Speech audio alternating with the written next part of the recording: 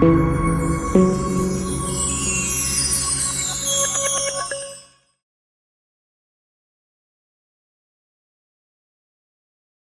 vamos a lo que nos convoca la palabra del Señor. Gálatas capítulo 1, versos 6 al 8 dice así: en el nombre del Señor Yeshua, dice la palabra: estoy maravillado de que tan pronto os hayáis alejado del que os llamó de la gracia del Mesías, de Cristo, para seguir un evangelio diferente. Verso 7: no que haya otro, refiriéndose a otro evangelio, sino que hay algunos que os perturban y quieren pervertir el evangelio del Mesías, el evangelio de Cristo. Verso 8: mas si aún nosotros, dijo Pablo, porque es Pablo quien está hablando acá, mas si aún nosotros o un ángel del cielo os anunciare otro evangelio diferente del que os hemos anunciado,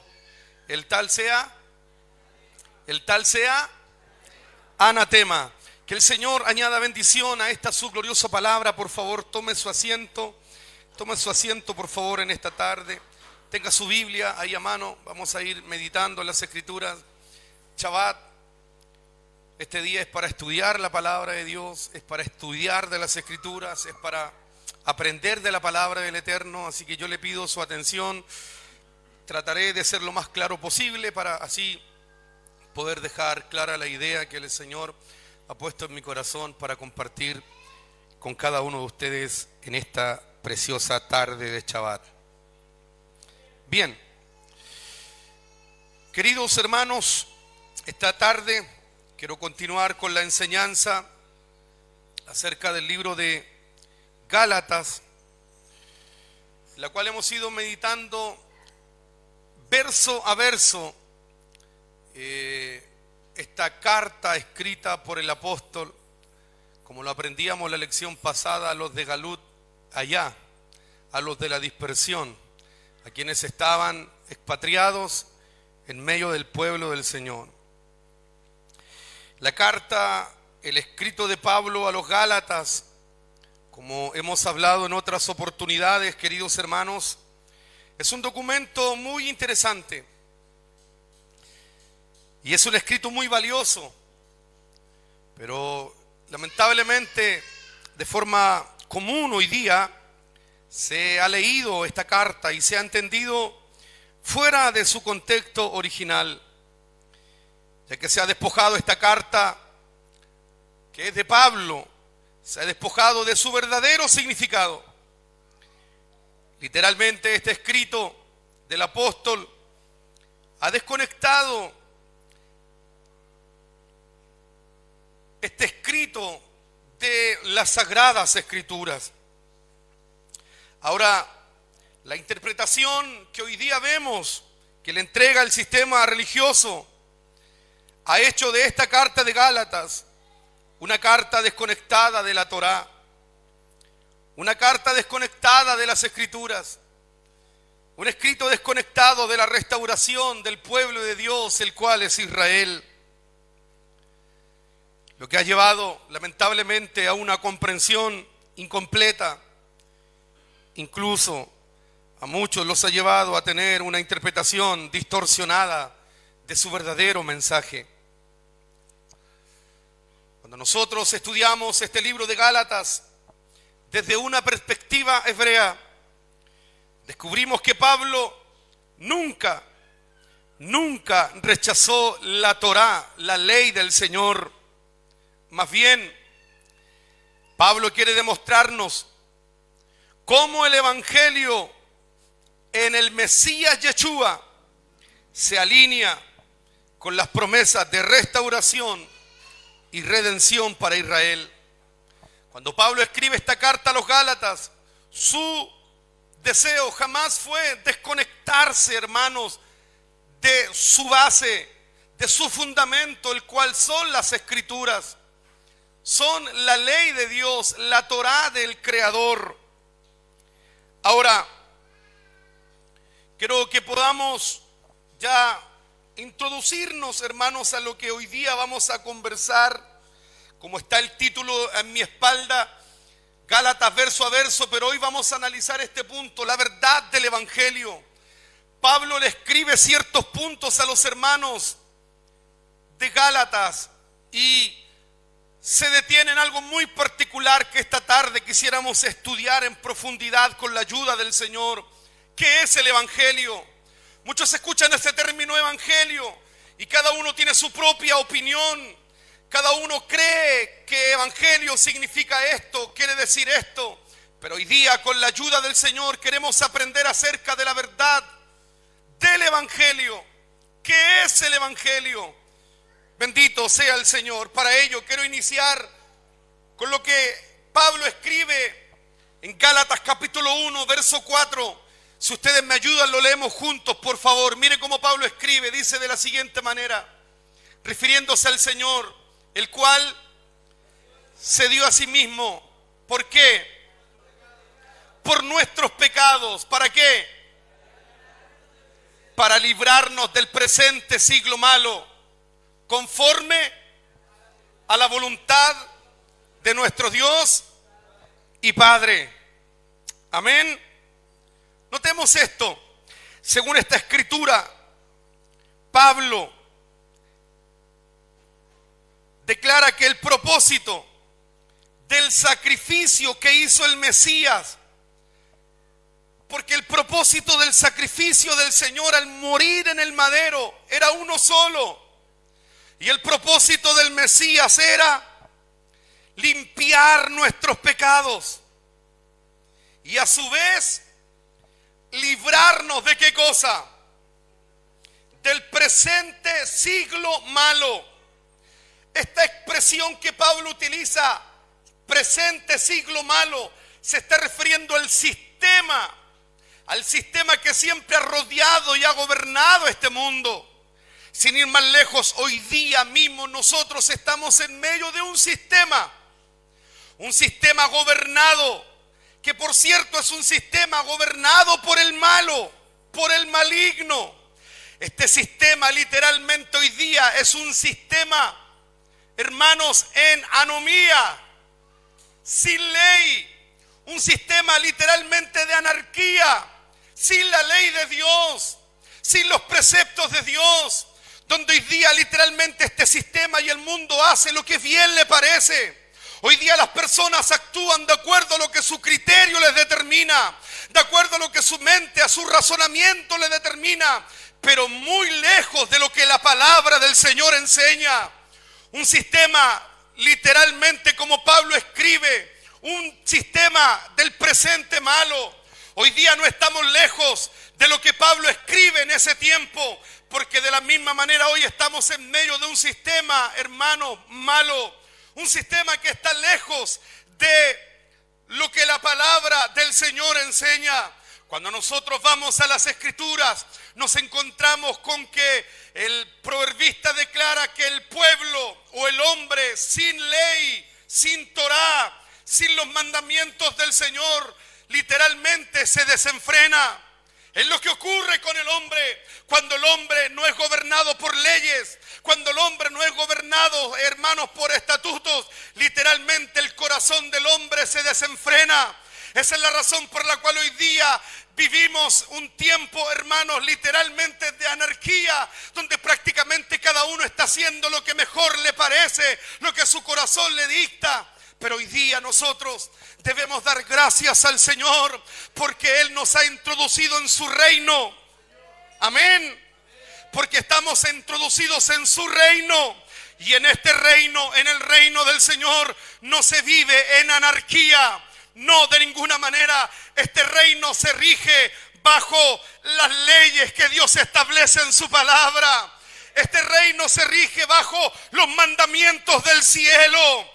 Este reino se rige bajo lo que el Señor establece en su bendita y maravillosa palabra. Bendito es el Señor. Ahora, Pablo declara esto, que el propósito del sacrificio del Mesías fue traer perdón a nuestros pecados. Ahora también señala en este verso que todo esto, el traer perdón de pecados y el librarnos del presente siglo malo, Pablo señala que todo esto era ¿qué cosa? ¿Qué es lo que era todo esto? Voluntad de Dios. ¿Cuál era la voluntad de Dios según lo que Pablo está diciendo aquí? Primero, traer perdón de nuestros pecados y librarnos del sistema sin ley, del sistema malo. O sea, todo esto era voluntad del Señor. La pregunta es, ¿cuál es la voluntad de Dios? ¿Cuál es la voluntad del Padre? Esto también lo hemos aprendido en otras oportunidades. Alguien dice, oh, yo quisiera hacer la voluntad de Dios.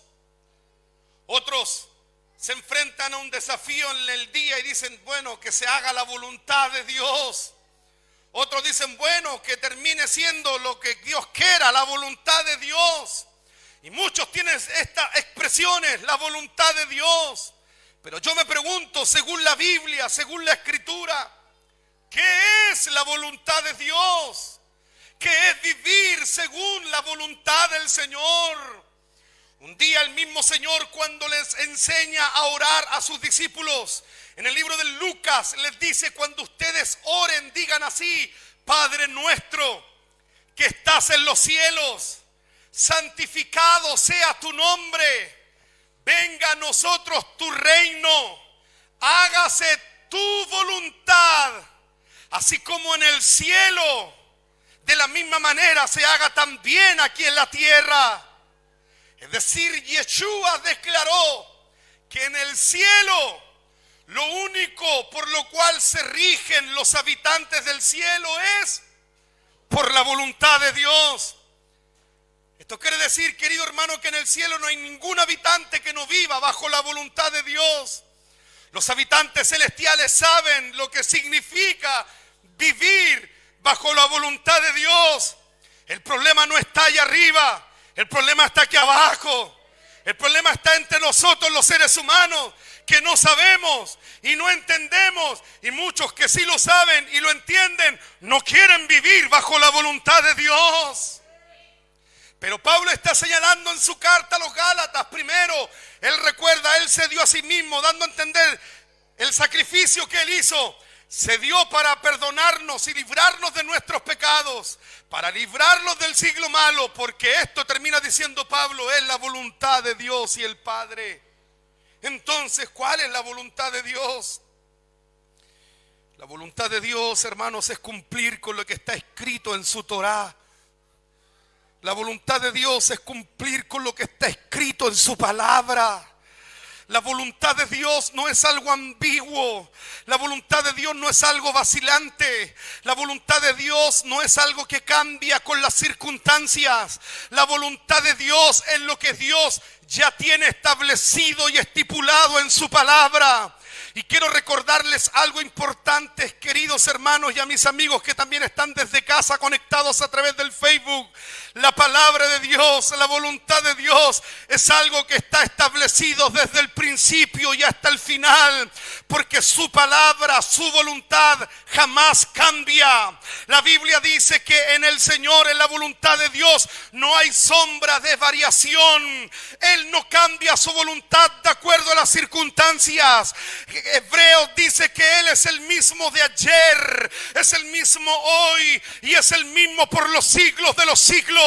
El Dios nuestro no cambia, mis queridos hermanos. Aleluya. Por lo tanto, la voluntad de Dios es cumplir con lo que está escrito en la Torá. Es cumplir con lo que está escrito. Y cuando hablo de Torá, para aquellos que no conocen, es cumplir con la ley de Dios. Torá viene del hebreo, que significa ley. Es decir, cuando tú quieres vivir la voluntad de Dios, lo que tú estás diciendo, yo quiero hacer lo que está escrito en la palabra de Dios. Vivir bajo la voluntad de Dios es vivir obedeciendo los mandamientos del Señor. Los mandamientos dicen no robarás. Los mandamientos dicen no cometerás adulterio. Los mandamientos dicen 6 días trabajarás y el 7º día, como este que es Shabbat, será día de reposo. Y cuando tú quieres vivir bajo la voluntad de Dios, tú te esfuerzas para obedecer estos mandamientos. Y cuando tú vives obedeciendo estos mandamientos, entonces tu vida está bajo la voluntad de Dios. Esto quiere decir, queridos hermanos, que Yeshua se entregó a sí mismo por nuestros pecados, conforme a lo que está escrito en la Torá, en la ley de Dios y en los profetas. Esto quiere decir que el sacrificio del Mesías es un principio que nace en la ley y en los profetas. Es un principio que nace en la ley y los profetas. Entendiendo esto, me gustaría que empezáramos a darle forma a lo que es de verdad el Evangelio. Porque como les dije, este será el tema que vamos a hablar esta tarde. El verdadero Evangelio o la verdad del Evangelio. Mis queridos hermanos, el verdadero Evangelio del Señor debe cumplir con ciertos aspectos importantes que unen a todas las escrituras, a todas. Y voy en esta tarde a comenzar hablando del aspecto más importante de nuestra fe, el cual es el perdón de nuestros pecados. El perdón de nuestros pecados en Yeshua. Porque el perdón de tus pecados, el perdón de mis pecados, el perdón nuestro solo lo obtenemos a través del sacrificio de Yeshua, a través del Señor que vino a perdonar nuestros pecados. Ningún acto, escúcheme muy bien esto por favor, ningún acto, ninguna obra que tú y yo podamos hacer puede otorgarnos el perdón de los pecados. El único que perdona pecados se llama Yeshua, el Señor. Él es el único que trae el perdón de nuestros pecados. Ahora, este principio del perdón de los pecados a través del sacrificio de redentor del Mesías no nace en el nuevo pacto. No es algo que aparece solo con el Mesías Yeshua, sino que esto es un principio que nace en la Torá y en los profetas. Los profetas y la Torá ya hablaban acerca que un día iba a venir el Redentor y que iba a traer perdón a nuestros pecados. Esto lo podemos ver a través de las Escrituras en el libro de Levítico. Libro de Levítico capítulo 4, verso 27 y verso 28. Por favor, léanlo conmigo. Miren cómo dice: si alguno del pueblo pecare por yerro. ¿Qué significa esto? ¿Qué significa pecar por yerro? Pregunto. Un pecado involuntario. Porque habían otros pecados que también esto lo hemos hablado, que son pecados voluntarios. Y esos pecados que son voluntarios, dice el libro de Hebreos capítulo 12, que por esos pecados ni siquiera nosotros debemos orar. ¿Por qué? Porque Pablo dice que hay de aquel que pisoteare voluntariamente la sangre del Mesías. Pero aquí la Escritura, el Levítico, está hablando de los pecados involuntarios. ¿Cuáles son esos pecados involuntarios? Esos pecados que están insertos en nosotros por naturaleza. Dígame si no le ha pasado esto. ¿Cuántas veces usted por la mañana se levanta orando, buscando a Dios, y en esa oración tú le dices: Señor, yo quiero agradarte. Señor, yo quiero esforzarme para hacer las cosas bien. Señor, yo quiero que me des fuerzas para que mi vida sea grata delante de ti. Y estoy seguro que esa es una oración sincera. Pero dígame si al transcurrir el día muchas veces usted no se ha dado cuenta, y cuando termina el día y mira para atrás, se da cuenta que durante las horas del día ha transgredido y le ha fallado y ha cometido errores delante del Señor. ¿Le ha pasado o no le ha pasado? A todos nos pasa. Pues bien, esos pecados involuntarios que están insertos en nosotros, esos pecados, aquí está apuntando el libro de Levítico cuando dice: si alguno del pueblo pecare por yerro, haciendo algo contra alguno de los mandamientos del Señor. ¿Por qué está diciendo esto el escritor? Porque ¿qué es lo que es pecado? Pecar es transgredir la ley de Dios. Por ejemplo, la ley de Dios dice: no matarás. Y si yo mato, ¿qué es lo que estoy haciendo?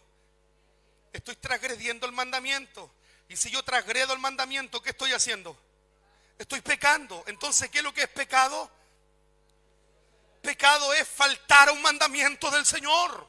El mandamiento me dice: no robarás. Si yo robo, ¿qué estoy haciendo?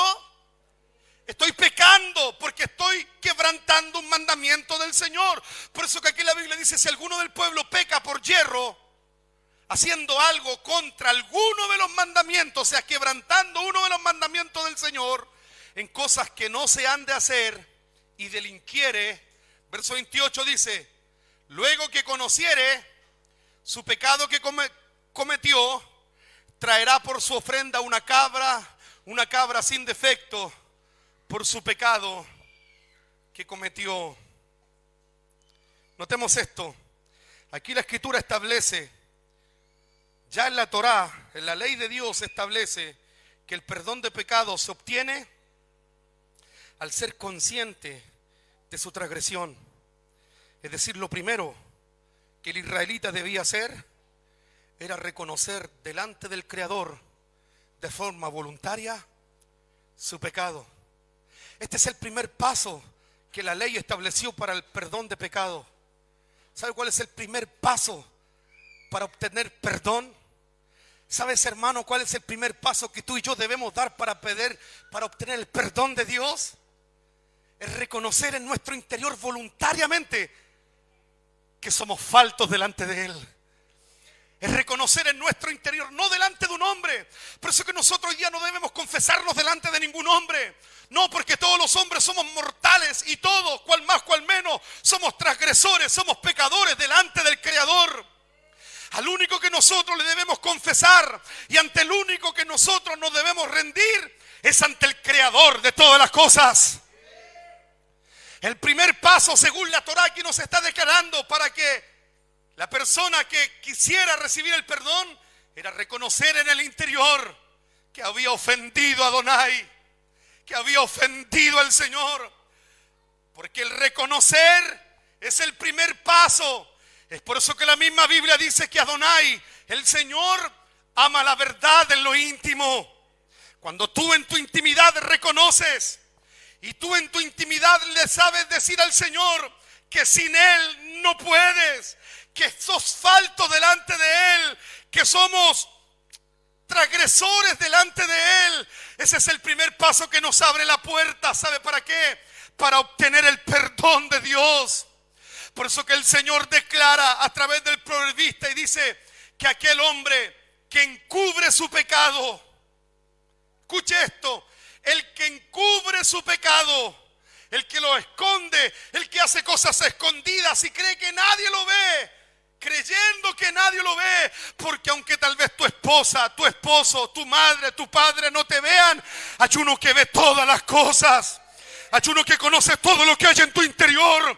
Hay uno que sabe perfectamente quién eres tú, qué es lo que has hecho, quién soy yo y qué es lo que yo he hecho. Ese es el Señor Todopoderoso. Por eso que el proverbista dice: si alguno encubre su pecado, lo esconde, no prosperará, dice la Escritura, no le irá bien. Pero presta atención, luego dice: mas el que lo confiesa, es decir, el que lo reconoce delante del Creador, el que lo confiesa, y luego dice: y se aparta, este alcanzará misericordia.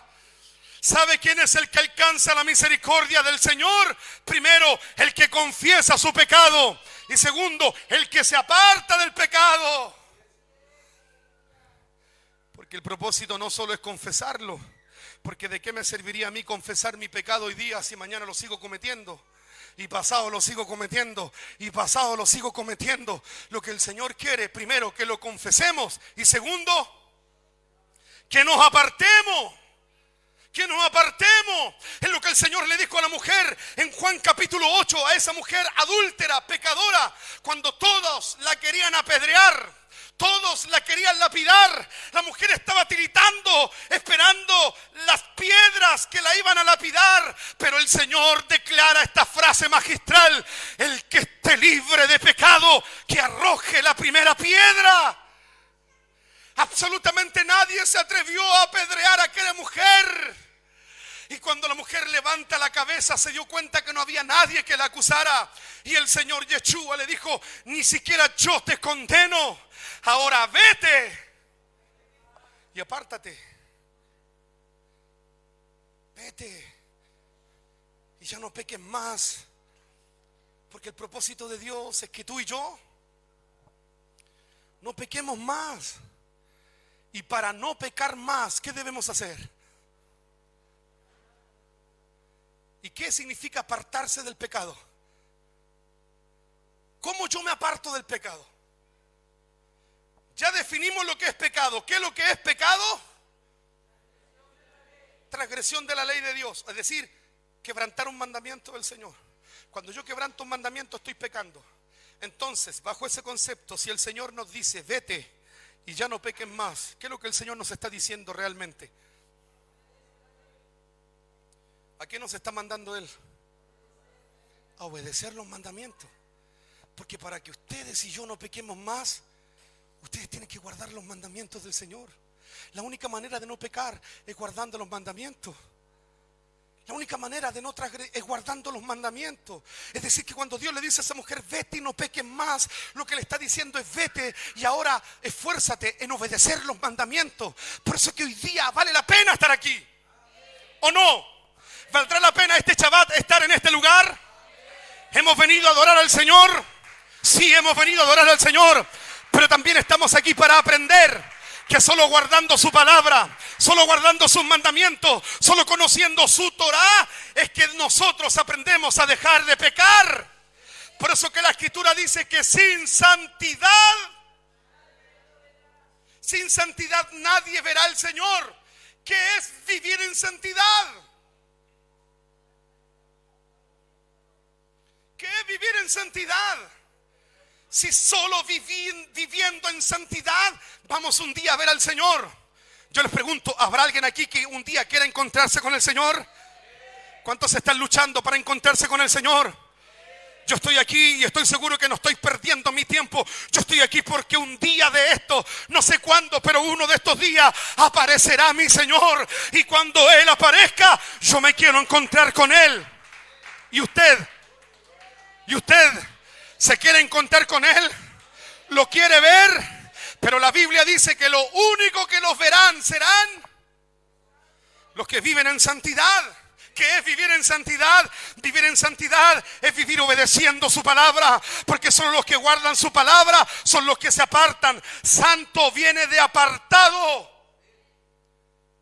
Santo no quiere decir que te salgan alas, tengas una aureola y seas perfecto. No, porque el único perfecto aquí, ¿quién es? ¿Quién es el único perfecto? Nuestro Señor. Aquí no hay ninguno perfecto, solo el Señor. Pero ese que es perfecto nos manda a nosotros, sus hijos, a vivir en santidad. Vivir en santidad es vivir apartado. Y la única manera para vivir apartado es guardando sus mandamientos, es guardando su palabra.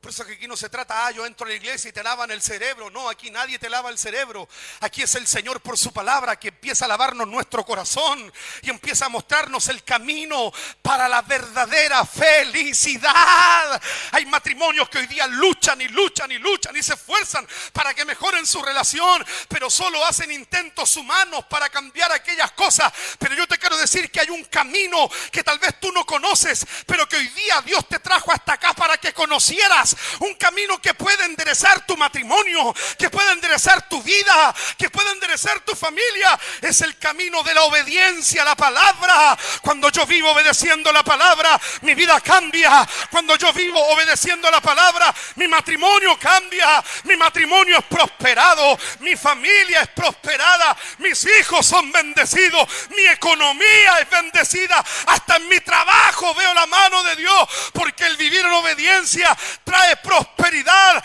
Por eso que el Salmo capítulo 1 dice: bienaventurado el varón que no anduvo en consejo de malos, ni en silla de escarnecedores se ha sentado, sino que en la ley del Señor, en la palabra de Dios, está su delicia de día y de noche. Ese que vive obedeciendo, dice, será como árbol plantado junto a las corrientes de aguas, que su hoja no cae, sino que todo lo que hace prosperará.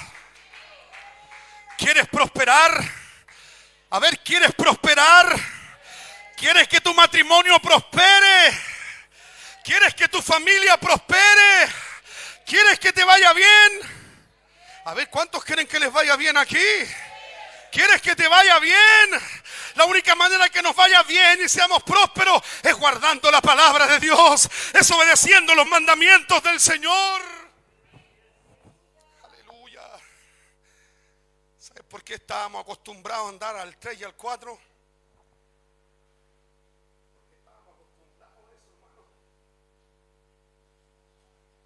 Estábamos acostumbrados a andar al 3 y al 4. Y por ahí nos justificábamos, no, si el evangelio es de tribulación y el evangelio es de lucha y de prueba.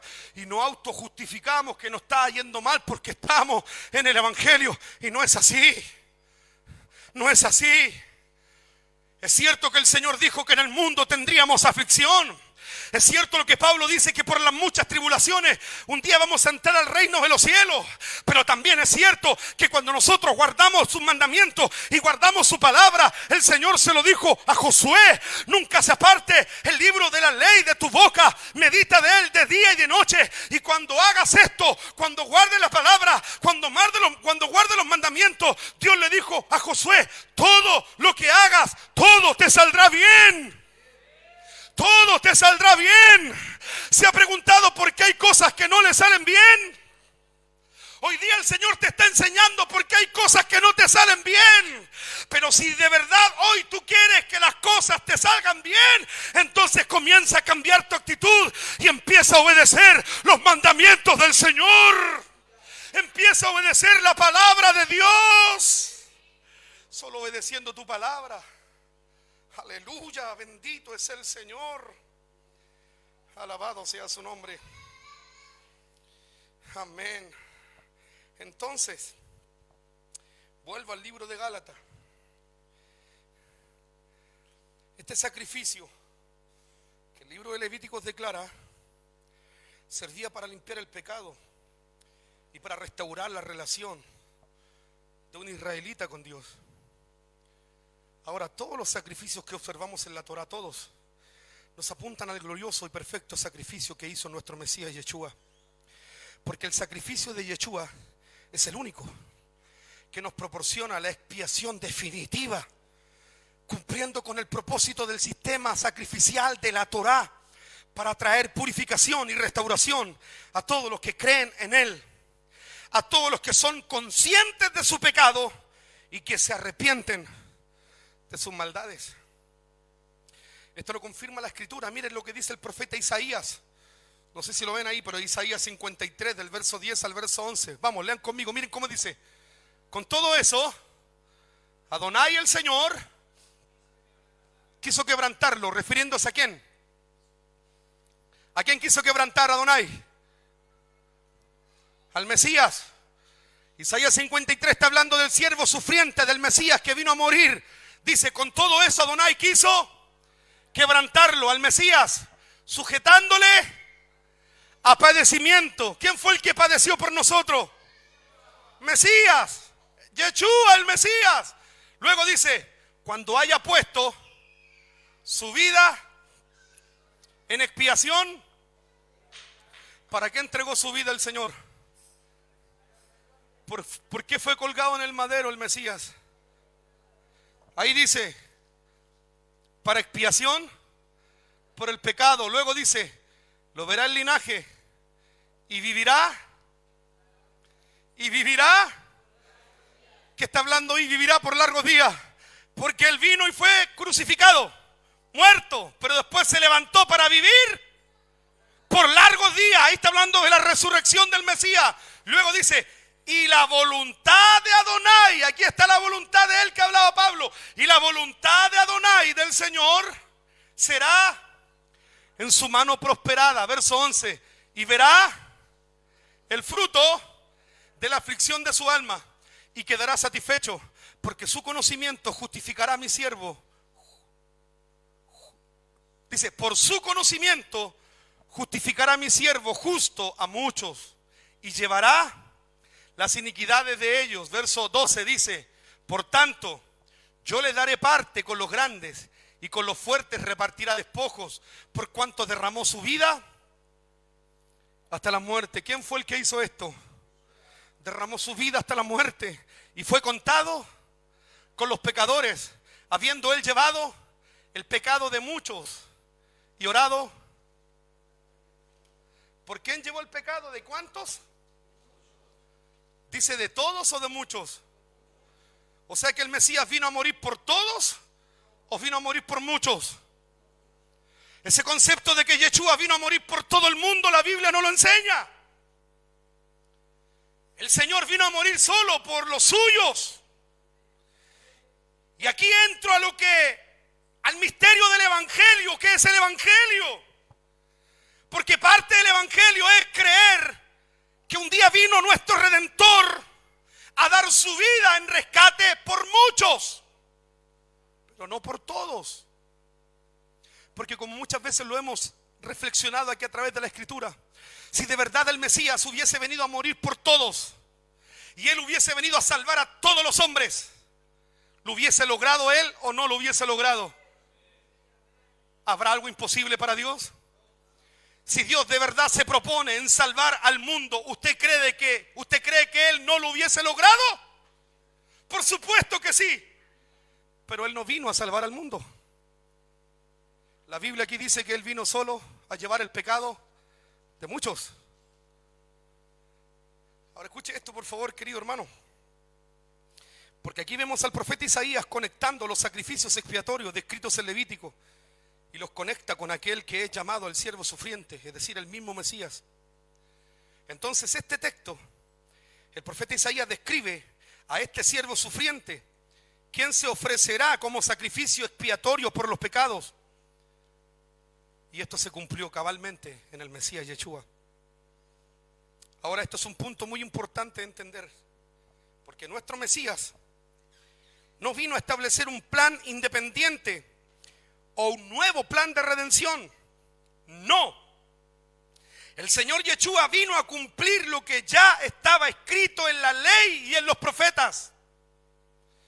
Por eso que el apóstol escribe como fundamento del evangelio lo siguiente. Él dice, el cual se dio a sí mismo por nuestros pecados, en Gálatas 1:4, se dio a sí mismo por nuestros pecados para librarnos del presente siglo malo, conforme a la voluntad de Dios. Es decir, Pablo aquí está manifestando uno de los fundamentos del evangelio, el cual consiste en que el perdón de pecados que recibimos a través del sacrificio de Yeshua ya estaba establecido en la Torá, en la palabra de Dios, porque esa es la voluntad de Dios. Ya estaba establecida en los profetas, ya estaba establecida en la Torá.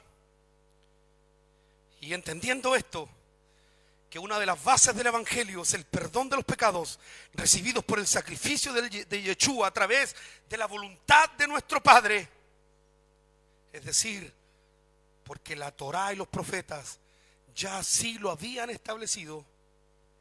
Entendiendo que la Torá ya hablaba de todo esto, que lo que vino a hacer el Mesías, o como tú lo conoces, Jesús, lo que vino a hacer Jesús, Él no vino a establecer algo nuevo. Él no inventó un plan redentor que se le ocurrió en el momento. Todo lo que Él hizo ya estaba escrito, ya estaba establecido acerca de Él. Por eso que Pablo le escribe a los Gálatas en el capítulo 1, y aquí entramos al verso 6 y verso 8, y les dice: estoy maravillado de que tan pronto se hayan alejado del que los llamó de la gracia del Mesías, de Cristo, para seguir un evangelio diferente. No que haya otro evangelio, sino que hay algunos que os perturban y quieren pervertir el evangelio de Cristo. Mas si aún nosotros o un ángel del cielo os anunciare otro evangelio diferente del que os hemos anunciado, este sea anatema. Pablo aquí empieza a poner las bases del evangelio. ¿Cuál era el conflicto que había aquí? Lo analizamos en la lección pasada. Los hermanos de Galacia, los hermanos en Gálatas, estaban prestando oído ¿a quién? A los rabinos que ya los estaban perturbando, porque le estaban enseñando algo que no es el evangelio del Mesías. Por eso que Pablo le dice: estoy sorprendido de que tan pronto se han extraviado y se están alejando del verdadero evangelio. No que haya otro evangelio, porque Pablo deja claro que hay un solo evangelio. En estos versos el apóstol Pablo expresa su preocupación porque los creyentes de las congregaciones en Galacia estaban siendo desviados de la verdadera enseñanza del evangelio de Yeshua. La expresión usada por Pablo, evangelio diferente, se utiliza para describir una doctrina y una enseñanza distorsionada. Esto nos revela que hay un riesgo para todo creyente que se desvíe y se extravía si no se comprende el verdadero evangelio que Pablo está revelando. Gálatas 1:8 dice: mas si aún nosotros, léalo usted por favor.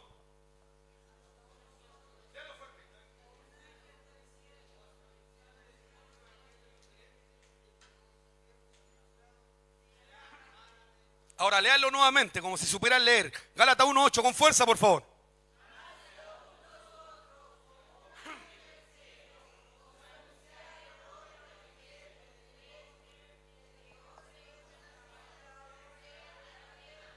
Si aún nosotros, dice Pablo, o un ángel del cielo anuncia otro evangelio, el tal, dice Pablo, sea un anatema. ¿Qué significa anatema? ¿Qué significa anatema? O sea, alguien que trae otro evangelio, Pablo literalmente lo está maldiciendo. Porque anatema significa alguien que es maldito, alguien que ya está bajo condena. Anatema es alguien que va a quedar bajo condenación. Y en un sentido general, anatema también significa a alguien separado de Dios. Porque alguien que está separado de Dios está bajo condenación. Porque el mismo Señor Yeshua dijo: sin mí nada podéis hacer. Sin Dios, tú y yo estamos bajo condenación. Por eso que es muy bueno que hoy día tú hayas venido hasta este lugar. Porque no son las cuatro paredes de este lugar, no. Es el Señor que está hoy día en medio nuestro, que nos ofrece la esperanza gloriosa de la salvación. Amén. Ahora, gracias hermano Iván. Gracias hermano. No, déjenmelo ahí, gracias. Predicar un evangelio diferente separa a la persona del Creador. Porque cualquiera que propague una versión distorsionada del evangelio del Señor está actuando en oposición directa a nuestro Creador. Y eso, créame, traerá y trae nefastas consecuencias, consecuencias eternas. Por eso es considerado por Pablo como un anatema. Alguien que no habla el evangelio del Señor es considerado un anatema. Es decir, alguien que está bajo condena, alguien que está separado del Creador. Por esta razón es que para nosotros como creyentes en Yeshua es de suma importancia conocer cuál es el evangelio verdadero. Para nosotros es importante saber cuál es el evangelio.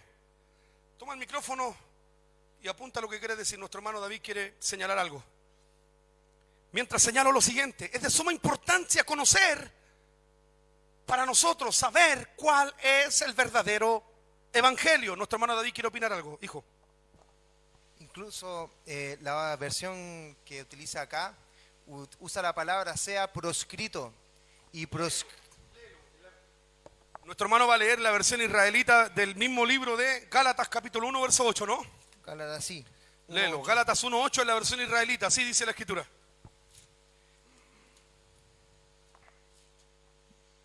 Dice así. Vamos rápido, hijo. Dice así: pero aún si nosotros mismos o un mensajero del cielo les anuncia una buena noticia diferente de las que le hemos anunciado, sea proscrito, y proscrito significa desterrado. Tal cual. Pablo está señalando, la versión Barrera dice anatema, ahí usa la palabra proscrito, es decir, sin esperanza, desterrado, perdido. Porque quien trae un evangelio diferente, literalmente es proscrito por el Señor, es borrado por el Eterno. Por eso, como digo, es importante conocer para nosotros, saber cuál es el verdadero evangelio. Hoy día, si nosotros miramos el sistema católico, los mormones, el cristianismo pentecostal y la mayoría de la religión hoy día, póngale el título y el nombre. Y por cierto, con mucho respeto, no quiero hablar de absolutamente nadie, de ninguna manera, solo estoy señalando de manera general, pero hoy día el sistema religioso y la mayoría de los grupos religiosos enseñan su versión del evangelio y declaran que esa versión que ellos creen es la correcta. Pero Pablo dice que solo hay un evangelio, porque no es que haya otro. Entonces, ante tanta diversidad que existe hoy día, uno se pregunta, bueno, ¿cuál es el evangelio correcto? ¿En quién debo creer? ¿Dónde debe estar basada mi fe, mi esperanza? Si voy para allá y a mí me dicen que ahí está lo verdadero, si cruzo la esquina me dicen no, ellos no, nosotros sí, cruzo allá y ellos me dicen no, ni ellos, sino nosotros sí tenemos lo verdadero. Entonces salta el signo de interrogación y yo me pregunto, ¿cuál es el verdadero evangelio? Pablo aquí lo está presentando. No es que haya otro evangelio, pero hay algunos que pervierten, dice. Hay algunos que lo están pervirtiendo. Y aquellos que los pervierten son anatemas. Son proscriptos por Adonai. El evangelio verdadero debe estar conectado con todas las escrituras.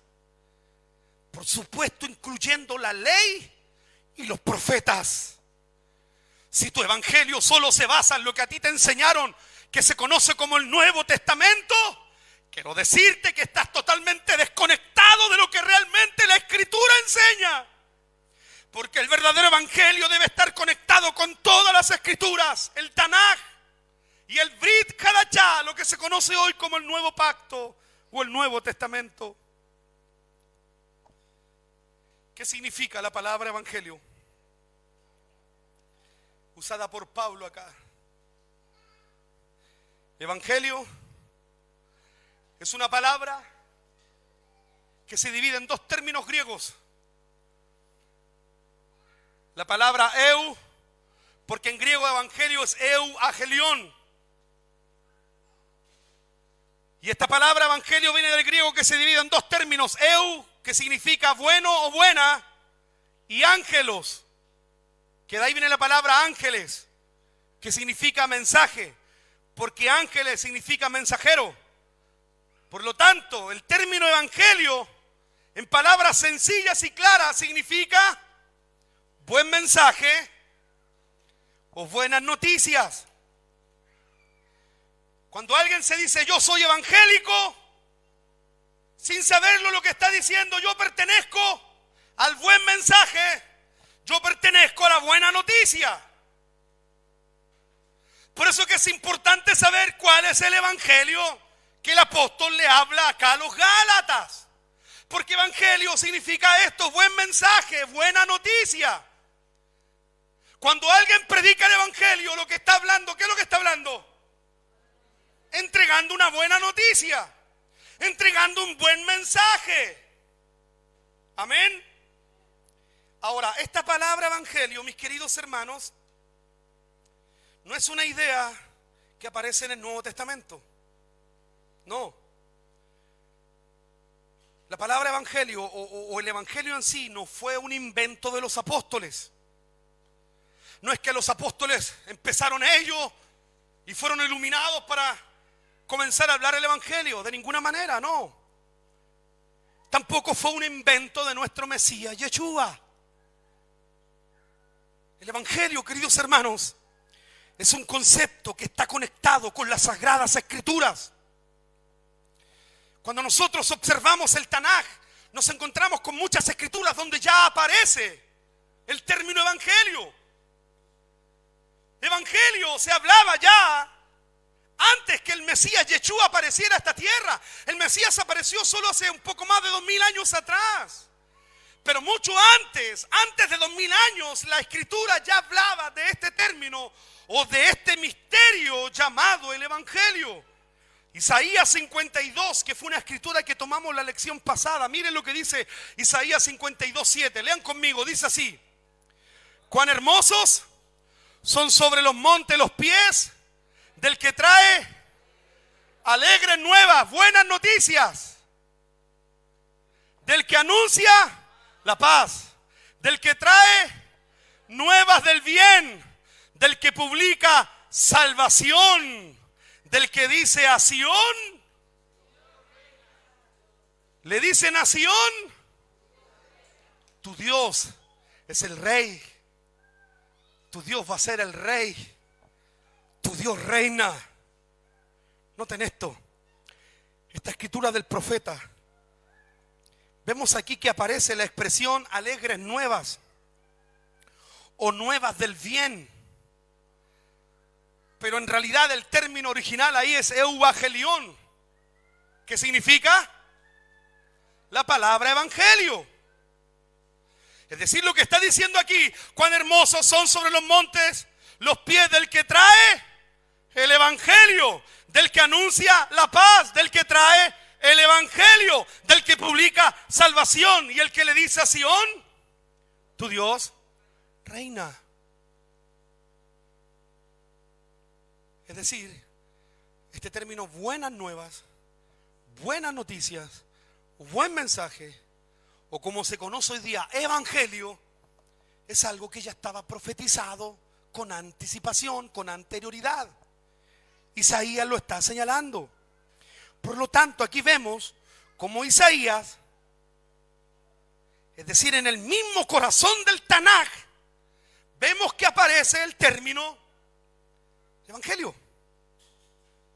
Porque reitero, evangelio no es un concepto que aparece en el Nuevo Testamento con los apóstoles o con el Mesías Yeshua. El evangelio ya estaba profetizado en la Torá, en los profetas, hasta en los escritos. Ahora Isaías declara para quién va anunciada el evangelio, porque evangelio significa buena noticia. Amén. Evangelio significa buena noticia. Y aquí Isaías nos está mostrando en el capítulo 52, verso 7, ¿a quién va dirigida esa buena noticia? Porque el evangelio encierra una buena noticia. Amén. Y aquí el profeta está mostrando, es como que yo le dijera al hermano José, venga, quiero que usted vaya donde el hermano David le entregue esta noticia. ¿Qué va a esperar usted que yo le dé? La noticia. Porque si yo no le digo la noticia, ¿qué le va a terminar diciendo el hermano David? El evangelio es entregar una buena noticia. La pregunta es, ¿cuál es la buena noticia que hay que anunciar o que anuncia el evangelio? Y aquí el profeta está diciendo, primero, el destinatario, ¿a quién hay que entregarle la noticia? Aquí no está mostrando la noticia, está diciendo, ¿a quién se le tiene que dar? ¿A quién dice que va la noticia? A Sión. Esta noticia es de salvación porque dice, del que publica salvación. ¿La salvación para quién? Para Sión. Es decir, el destinatario de esta buena noticia, el destinatario del evangelio es Sión. Y parte de esa buena noticia, ¿sabe cuál es? Aquí está parte de esa buena noticia. Le están diciendo a Sion, es decir, a Israel. Porque el destinatario de la buena noticia es para el pueblo de Dios, es para Israel. Y parte de esta buena noticia es que llegará el tiempo, Israel, Sion, llega el tiempo donde tu Dios va a ser el rey. ¿Lo entienden? Aquí está encerrado el mensaje. Porque a Sion se le declara: tu Dios reina. Entonces, ¿cuál es la buena noticia en este contexto? Es la proclamación de salvación. Porque habla de salvación. De hecho, esa palabra salvación en hebreo, ¿sabe cómo aparece en el original? ¿Cómo aparece en el original la palabra salvación? Es decir, cuán hermosos sobre los montes los pies del que trae alegres nuevas, del que anuncia la paz, el evangelio, del que publica Yeshua y del que dice a Sion: tu Elohim, tu Dios, reina. Porque Yeshua significa salvación. Entonces, la buena noticia de este contexto es la proclamación de salvación para Israel, anunciando el reinado de Adonai. ¿Qué quiero decir con esto? Isaías utiliza el término evangelio en el contexto de proclamar salvación para Israel y el establecimiento del reino de Adonai. Claro, mis queridos hermanos, porque el evangelio es proclamar la salvación para Israel. La buena noticia, según Isaías 52, era para Sion. El buen mensaje del evangelio era solo para Israel. Porque esta profecía abarcaba, y usted lee todo el capítulo 52, Dios ¿a quién le está hablando? A Israel. Usted lea todo el capítulo y se va a dar cuenta que los destinatarios de este capítulo 52 de Isaías es a Israel. A Israel le está diciendo: llegará el tiempo de tu Yeshua, de tu salvación. Llegará el tiempo donde te entregaré el evangelio y en ese tiempo tu Dios será el rey. Esto significa que viene el tiempo donde todo se regirá bajo el régimen del reino de Dios. Es decir, donde todos se regirán por la constitución del reino del Creador. ¿Cuál es la constitución del reino de Dios? ¿Cuál es la constitución? Porque cada reino, cada país tiene su constitución. Aquí en Chile tenemos nuestra constitución. Han querido cambiarla y hace un tiempo atrás hicieron un tremendo problema para cambiar la constitución y seguimos con la misma. Cada estado, cada reino tiene su propia constitución, sus propias leyes. Pregunto, ¿cuál es la constitución que tiene el reino de Dios? ¿Cuál es la constitución que tiene el reino de Dios? Su palabra, sus mandamientos. Por eso que cuando alguien a ti te diga: hermano, no, ya no estamos bajo la ley, ya no estamos bajo, porque eso es para el tiempo antiguo, quiero decirte que aquellos que te están diciendo eso no te están mostrando la verdad de la palabra. Porque este reino, que es el reino de Dios, tiene su propia constitución, tiene sus propias leyes, tiene sus propios mandatos. Y esas leyes y esos mandatos están basados única y exclusivamente en la palabra de Dios. Ahora, preste atención a esto. Quiero ir rápido porque no quiero cansarle, hermano, pero hoy día estamos estudiando la Torá. Marcos 1, 14 y 15 dice: y después que Juan fue encarcelado, Yeshua vino a Galilea predicando, ¿qué cosa? ¿Qué empezó a predicar el Mesías? Empezó a predicar el evangelio. ¿Qué significa evangelio? Buena noticia. O sea, ¿qué es lo que empezó a hacer el Señor? Empezó a dar la buena noticia. Y esta buena noticia era la buena noticia ¿de qué? Del reino. ¿Qué decía Isaías 52, 7? Decirle a Sion: tu Dios reina, reino. El evangelio tiene que ver con el reino de Dios. Por eso que a Isaías le dice: tu Dios reina, reinará. Le está hablando del reino de Dios. El profeta Isaías ya estaba señalando que vendría el tiempo del reino de Dios y que ese reino de Dios estaría encubierto en una buena noticia en el Evangelio. Cuando aparece el Mesías Yeshua, dice que luego que Juan fue encarcelado, el Bautista fue y vino a Galilea predicando el Evangelio del reino, diciendo: el tiempo, ya llegó el tiempo, porque desde los días de Yeshua se cumplió el tiempo. ¿Qué tiempo? ¿Qué tiempo se cumplió? El tiempo de entregar la buena noticia. Por mucho tiempo esa noticia estuvo oculta. Por mucho tiempo esa noticia estuvo escondida. Por mucho tiempo esa noticia estuvo en silencio. Pero cuando apareció el Mesías, cuando apareció Jesús que tú conoces, cuando apareció Él, se cumplió el tiempo para comenzar a anunciar esta buena noticia. Y dice el verso 15: el tiempo se ha cumplido y el reino de Dios se ha acercado. Arrepiéntanse y crean a qué. ¿Crean a qué? ¿Qué es creer en el Evangelio? Creer en la buena noticia. ¿Cuál es la buena noticia?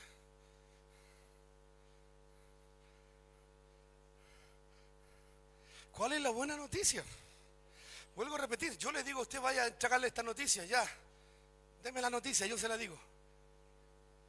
¿Qué noticia? ¿Qué es el Evangelio? No, yo soy evangélico porque voy con la Biblia, voy todos los domingos a la iglesia y canto y oro y me sé todas las canciones, y cuando el pastor predica yo soy el primero en decir amén, así que yo soy evangélico, yo creo en el Evangelio. ¿Qué es el Evangelio?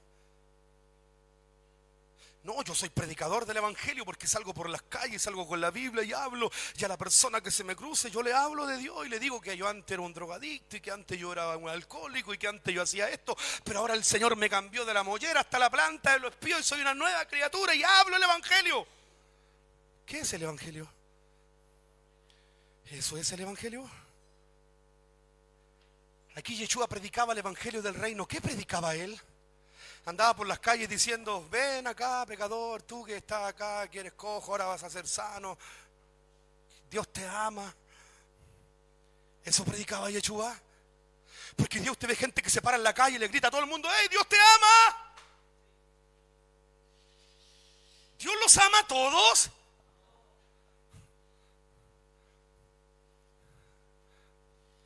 No, es que Dios ama al pecador, pero aborrece el pecado. La Biblia no enseña eso. La Biblia dice que Dios aborrece el pecado, pero también aborrece al pecador. Porque pecado, ya lo hemos dicho, pecado es infracción de la ley de Dios. Quien infringe la ley de Dios está quebrantando sus mandamientos y está pecando. Y quien peca está desobedeciendo al Creador. Y quien desobedece abiertamente al Creador está en afrenta contra Él. Y quien está en afrenta contra Él, literalmente se constituye en enemigo de Adonai, en enemigo de Dios. Entonces, ¿qué es lo que predicaba el Evangelio? Oiga, si yo sé que para muchos días escuchar esto es un asombro, pero ¿cómo me dice este predicador que Dios no ama a todos y Dios ama a todas las personas? Eso es lo que a ti te hicieron creer y pensar, pero la Biblia no enseña eso. Dios solo ama a sus hijos. Y no todos los seres humanos son hijos de Dios. Todos los seres humanos sí son creación de Dios. Así como los animales son creación de Dios, así como la naturaleza, el universo es creación de Dios, pero ni los animales, ni la naturaleza, ni el universo son hijos de Dios. Todos los seres humanos son creación de Dios, pero no todos los seres humanos son hijos de Dios. Por eso es que Juan capítulo 1 dice: a los suyos vino, los suyos no le recibieron, mas a todos los que le recibieron, a los que creen en su nombre, el Señor les dio potestad de ser hechos hijos de Dios,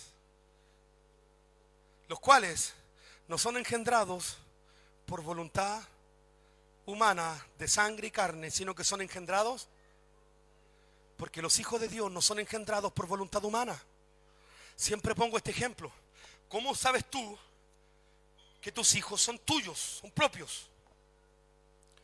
A los que somos padres, Porque nosotros los engendramos. Por la sangre, porque nosotros engendramos a nuestros hijos. Si tú tienes dudas, vas hoy día, te hacen una prueba de ADN y automáticamente sabes si es tu hijo o no es tu hijo. Porque tú lo engendraste. ¿Quiénes son los hijos de Dios? Los que Él engendra. No todos los seres humanos son engendrados por Dios. Por eso que hay gente, hay hombres, seres humanos que por naturaleza de su interior brota la maldad. No tienen temor de tomar un arma y volarle la cabeza de un tiro a otro ser humano. Porque de su interior brota su propia naturaleza. No es la naturaleza de Dios. Porque la naturaleza de Dios es que Dios es amor. Cuando tú eres hijo de Dios, cuando en ti está la genética, el ADN, la semilla de Dios, cuando tú eres semilla, esperma de Dios, cuando la esperma de Dios está en ti, es decir, el ADN de Dios está en ti, Juan dice que el que es de Dios no practica el pecado. Así lo dice. El que es hijo de Dios no practica el pecado.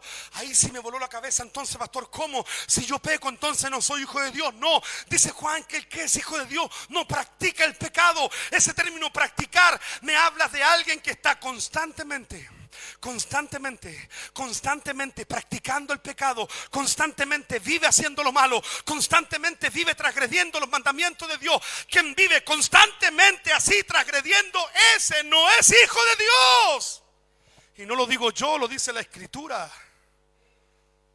lo dice la palabra de Dios. Entonces, ¿qué es lo que predicaba Yeshua? El Evangelio, Él los ama a todos. El Evangelio traía una noticia. ¿Cuál era esa noticia? Quiero adelantarme para ya finalizar porque me pilló la hora. Traía una noticia el Evangelio. Según la profecía de Isaías, la buena noticia era para Sión. Era el establecimiento del reino. En otras palabras, Yeshua estaba confirmando que su venida y su mensaje de buena noticia era establecer su reino entre su pueblo. Ahora pregunto, ¿qué fue lo que realmente el Señor Yeshua vino a predicar? ¿Cuál fue la noticia que Él traía?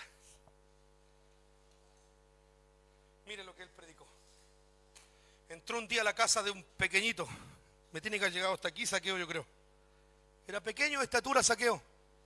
Era publicano, recaudador de impuestos, odiado por la casa de Judá. ¿Por qué era odiado por la casa de Judá?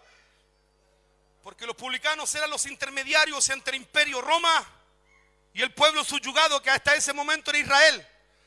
Es decir, un mismo israelita tomado por el imperio para subyugar a sus propios hermanos. Entonces el que era tomado por Roma como publicano, ¿cómo era mirado por sus hermanos? Como un traidor a la patria, un traidor a sus propios hermanos.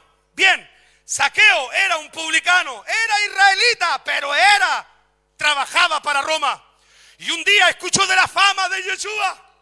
Escuchó de lo que Él hacía, porque la fama de Yeshua comenzó, hermanos, a expandirse por los contornos del territorio de Israel, predicando en Galilea y en todos los contornos del territorio. Llegó la fama del Mesías a los oídos de este publicano. Un día la Biblia dice que venía la multitud agolpando y escuchando al Mesías, y como Zaqueo era pequeño, la Biblia dice que se tuvo que subir a un árbol para ver al Señor. Y dice la Escritura de esta manera, Lucas 19, 8 al 10. Entonces Zaqueo, luego que el Señor lo llama, porque el Señor lo llamó, le dijo a Zaqueo: ahora voy a entrar a tu casa, ahora ven porque voy a morar en tu casa.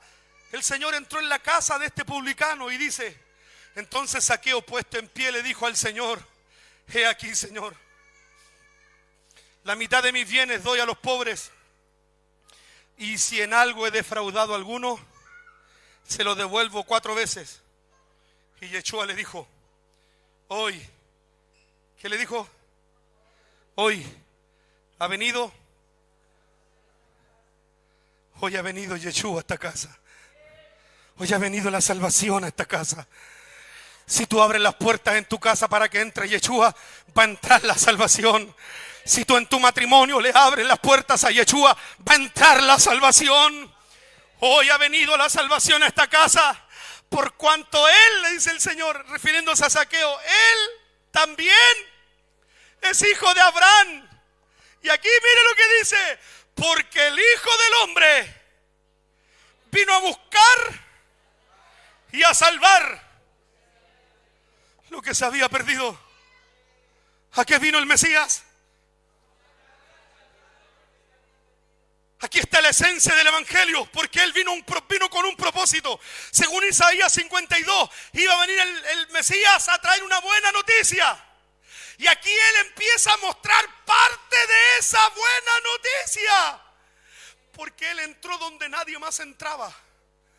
Porque ninguno de la casa de Judá entraba a la casa de un publicano, porque era considerado un pecador, un traidor. Pero el Mesías entró donde nadie más entraba. Bendito nuestro Salvador, bendito nuestro Señor, que Él sigue entrando donde nadie más entra, que Él hace lo que nadie más puede hacer. Bendito el día que entró a tu vida el Señor. Bendito el día que entró a tu familia el Señor. Cuando estábamos destruidos por completo, cuando estábamos en pecado, en desobediencia, en maldición. Bendito el día que apareció el Señor para traer salvación a nuestras vidas. ¿Habrá alguien hoy día que desee que el Señor entre? Aquí el Señor muestra lo que Él venía a hacer, encierra lo que el Evangelio venía a mostrar. ¿Qué es lo que era? Él había venido a buscar y a salvar lo que se había perdido. Si el Evangelio trae salvación, y nuestro Maestro dijo que vino a salvar y vino a buscar, porque Él vino a buscar algo. ¿Qué vino a buscar? Lo que se había perdido. La pregunta es, ¿qué es lo que se había perdido? Algo estaba perdido. Y esta era la noticia que traía el Evangelio, pues. Si el Evangelio es una buena noticia, y el único que tenía esta buena noticia, ¿quién era? Yeshua, el Mesías, era el único. Y aquí empieza a mostrar parte de esta noticia. Él le dice, yo he venido. Yo vine. En otra oportunidad dijo, el Hijo del Hombre vino para deshacer las obras del diablo. En otra oportunidad dijo que Él había venido para mostrar el camino, para mostrar la verdad y para establecer la vida. Pero aquí Él les dice, yo he venido a salvar y he venido a buscar lo que se perdió. ¿Qué se había perdido?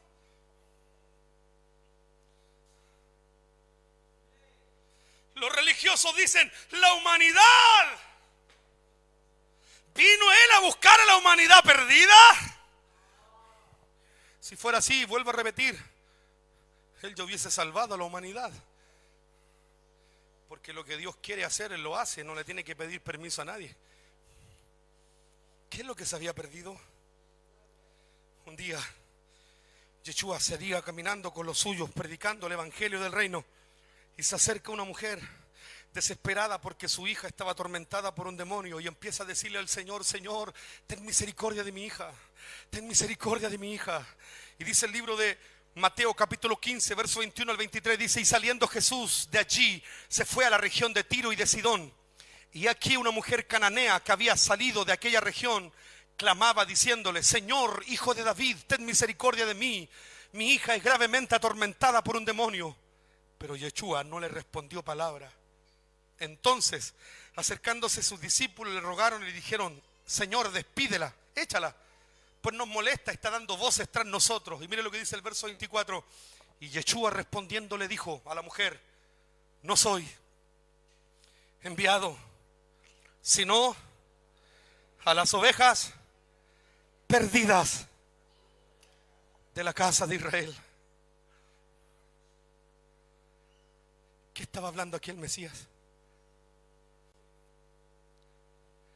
Él empezó a hablar lo que nunca antes había hablado ningún predicador. Él de sus labios empezó a expresar lo que ninguno de los apóstoles antes había expresado. Él empezó a mostrar lo que el Tanaj y la Torá ya había hablado con anticipación de antemano. Porque él lo que estaba brotando de sus labios era parte de esa buena noticia que él traía. Porque era el único que traía el evangelio, la buena noticia. Y aquí empieza a mostrarles parte. Porque los discípulos dicen, echa esta mujer que no está. Y el Señor la mira y le dice, mujer, por más que yo te quiera ayudar, quiero que sepas que yo solo he sido enviado. Porque Él fue enviado. ¿A qué? ¿Qué es lo que se había perdido?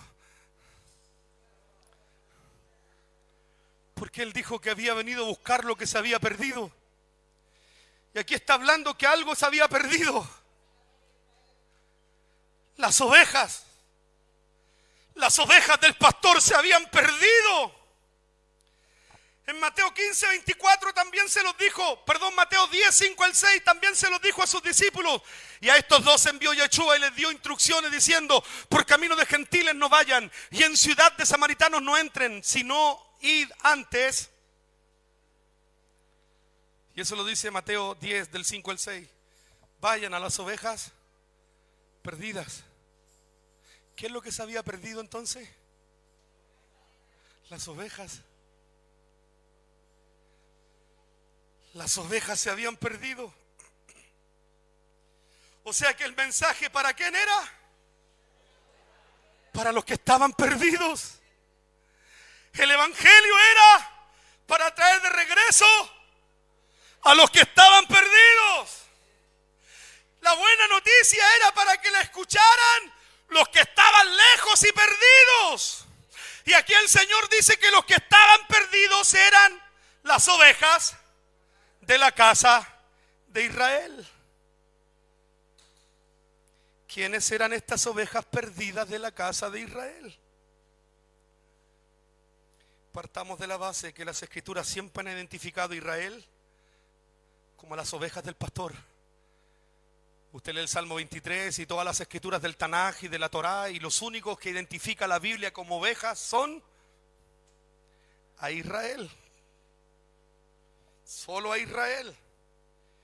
Entonces, para entender con claridad este tema, debemos entender cuál es nuestra verdadera identidad en el Mesías. ¿Cuál es nuestra identidad en el Señor? Porque muchos hoy día se identifican, no, yo soy apostólico, otros dicen, no, yo soy pentecostal, no, yo soy evangélico, no, yo soy esto, yo soy este otro. Pero ¿cuál es nuestra verdadera identidad en el Señor? Y para comprender qué es el evangelio, tú debes entender cuál es tu verdadera identidad.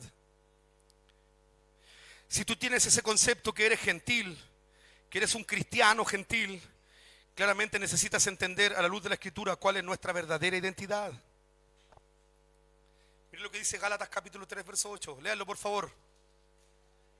Y la Escritura, previendo que Dios había de justificar por la fe, ¿a quiénes? ¿A quiénes? Entre paréntesis, ¿quiénes son los gentiles que está hablando Pablo aquí?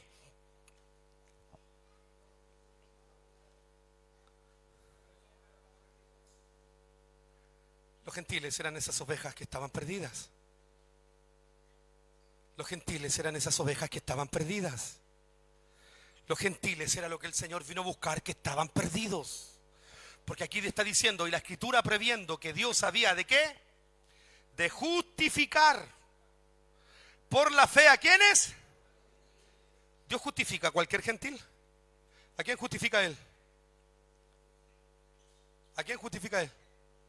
Pablo dice, Dios es el que justifica. Él justificará a sus escogidos, dice Pablo. O sea, ¿a quién justifica Dios? Solo a sus hijos. Entonces, ¿qué está diciendo? Y la Escritura, hablando de la Torá, la Escritura ya prevenía que Dios había de justificar por la fe, por la emuná, a los gentiles. Y luego dice, y dio de antemano, ¿qué cosa? Esa buena nueva, ¿qué significa?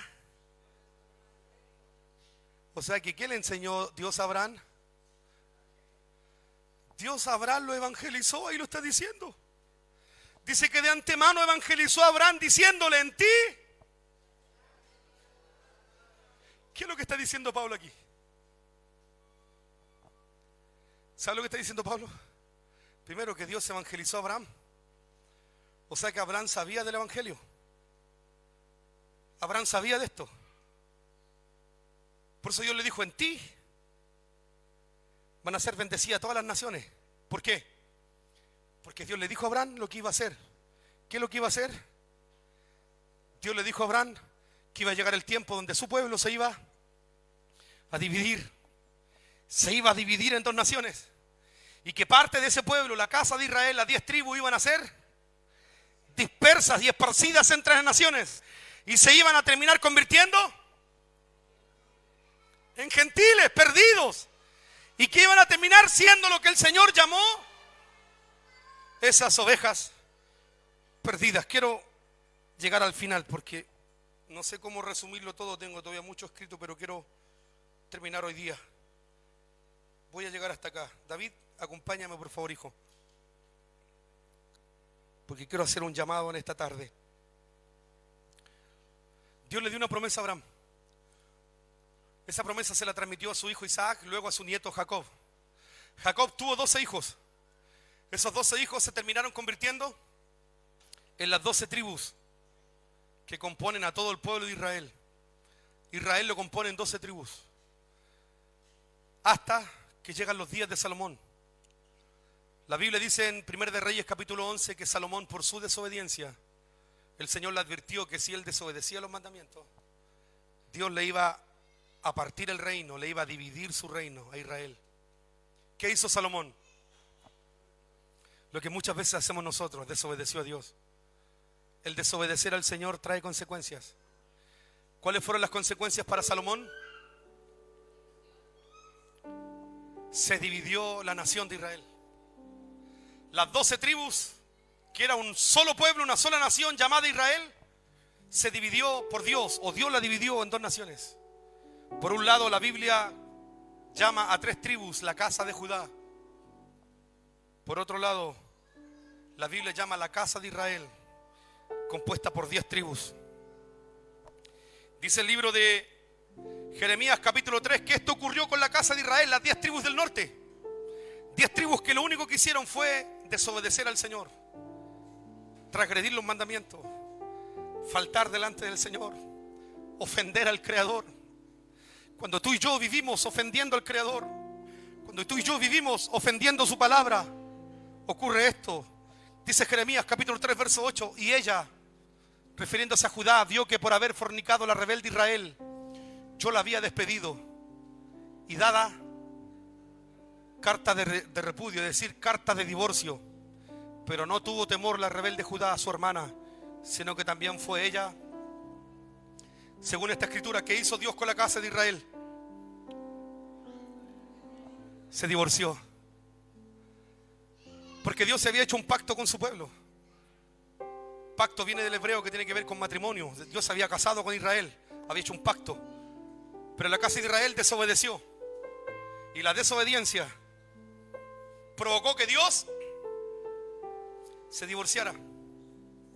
Provocó que Dios los mandara lejos. A tal punto que dice el libro de Oseas capítulo 1 verso 6. Dios dice a través del profeta esto de la casa de Israel. Le dice: concibió ella otra vez y dio a luz una hija. Y le dijo Dios: ponle por nombre Lo-Ruama, porque no me compadeceré más de la casa de Israel, sino que los quitaré. ¿Sabe lo que hizo Dios con la casa de Israel? Las 10 tribus del norte los quitó. Dios ya no se compadeció más de ellos. Porque cuando tú y yo consentimos en rebeldía y en desobedecer al Señor, llega un momento en el cual Dios ya no se compadece más de su pueblo. Y Dios le dijo a la casa de Israel: los quitaré del todo. Me divorcio de estos ya. Me hastiaron, me cansaron. Los mandó lejos. A tal punto que dice Ezequiel capítulo 34 que en esto se convirtieron. Dios los mandó tan lejos a la casa de Israel, a su pueblo, que en esto se convirtieron. Dice Ezequiel 34:6: anduvieron perdidas mis ovejas por todos los montes y en todo collado alto y en toda la faz de la tierra fueron esparcidas mis ovejas, y no hubo quien las buscase, ni quien preguntase por ellas. ¿Saben qué se convirtió la casa de Israel? Producto de su desobediencia.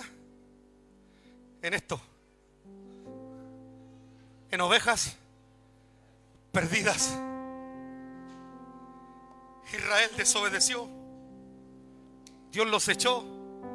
Y con el paso de los años fueron practicando tanto el pecado que terminaron convirtiéndose en gentiles. Es decir, gente no perteneciente a Israel. Gente que vivía a su manera, lejos de la ley de Dios. Ovejas perdidas. Pero escuche, y aquí le pido que me acompañe de pie, por favor.